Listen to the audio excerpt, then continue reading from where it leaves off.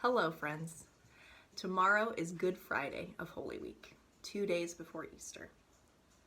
If we were all together, we would meet for Good Friday service. For Good Friday service, we usually gather at noon because that's almost exactly the time the Bible says that Jesus died on the cross. And so the adults would gather upstairs in a room that almost had no lights on at all, and they would hear one of the saddest stories of the Bible. And we kids would gather downstairs in another room, also dimly lit, also quietly, to hear the same sad story. And if we were together, I would also read another book. I like to read other books that remind me of the Easter story on Good Friday. So this is the book that I'm going to read you this year. You may have read it before. You may not. It's called The Legend of the Bluebonnet by Tomie DePaola. And what I like about it, and I'm wondering if after I read it, if you can tell why I picked this book to read on Good Friday, if there's anything in here that might remind you of the Easter story. Let's read. The Legend of the Bluebonnet, an old tale of Texas, retold and illustrated by Tomie DePaola. Great spirits, the land is dying. Your people are dying too. The long line of dancers sang. Tell us what we have done to anger you. End this drought. Save your people. Tell us what we must do so you will send the rain that will bring back life. For 3 days, the dancers danced to the sound of the drums. And for 3 days, the people called Comanche watched and waited. And even though the hard winter was over, no healing rains came.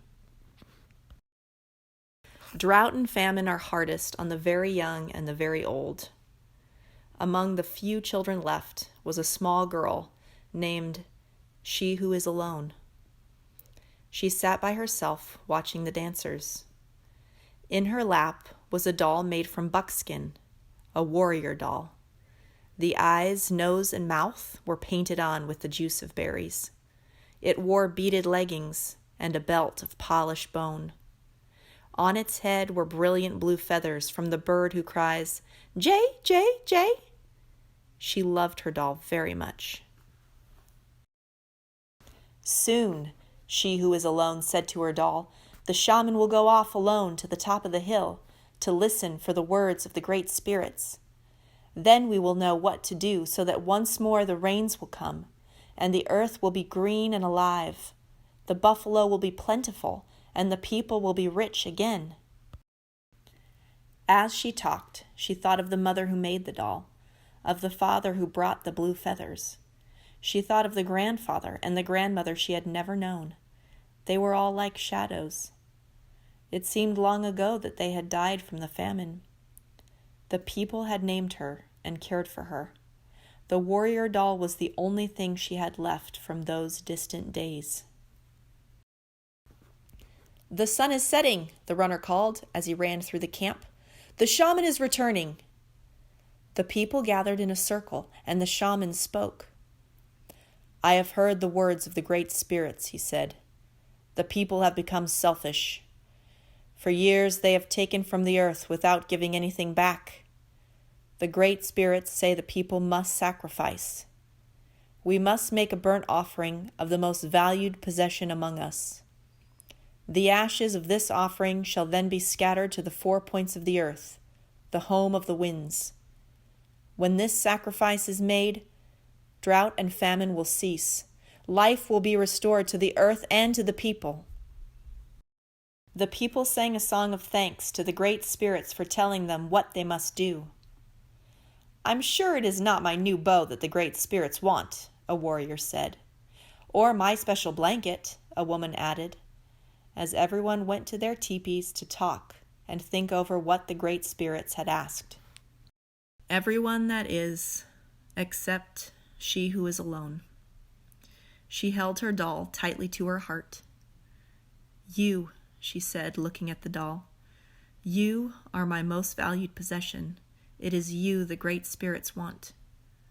And she knew what she must do. As the council fires died out and the teepee flaps began to close, The small girl returned to the teepee where she slept to wait.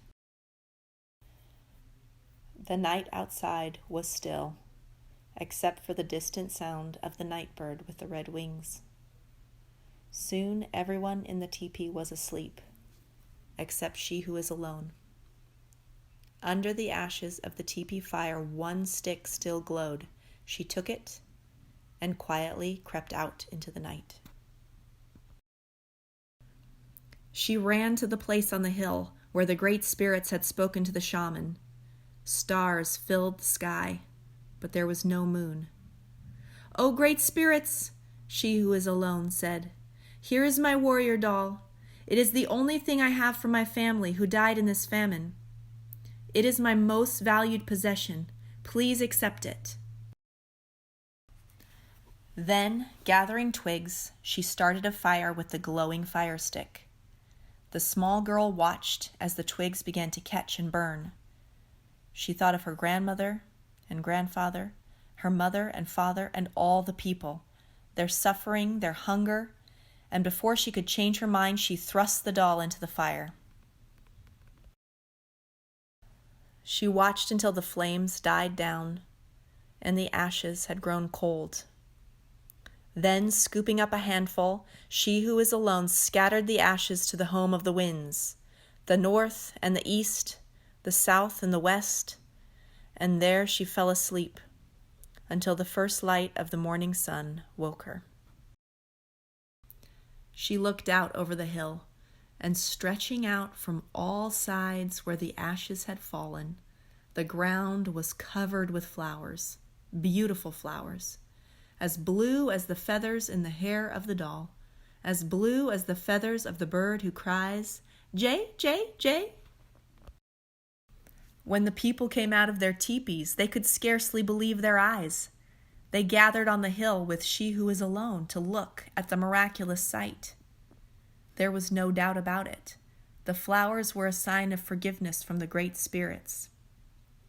And as the people sang and danced their thanks to the great spirits, a warm rain began to fall, and the land began to live again. From that day on, the little girl was known by another name, one who dearly loved her people. And every spring, the great spirits remember the sacrifice of a little girl and fill the hills and valleys of the land, now called Texas, with the beautiful blue flowers, even to this very day. Thank you for reading my story with me. I hope you enjoyed it. If there's somebody near you right now, I wonder if you can turn to them and tell them why you think this story reminds you of Easter. Happy Good Friday. Happy Easter. May you know how deeply loved you are.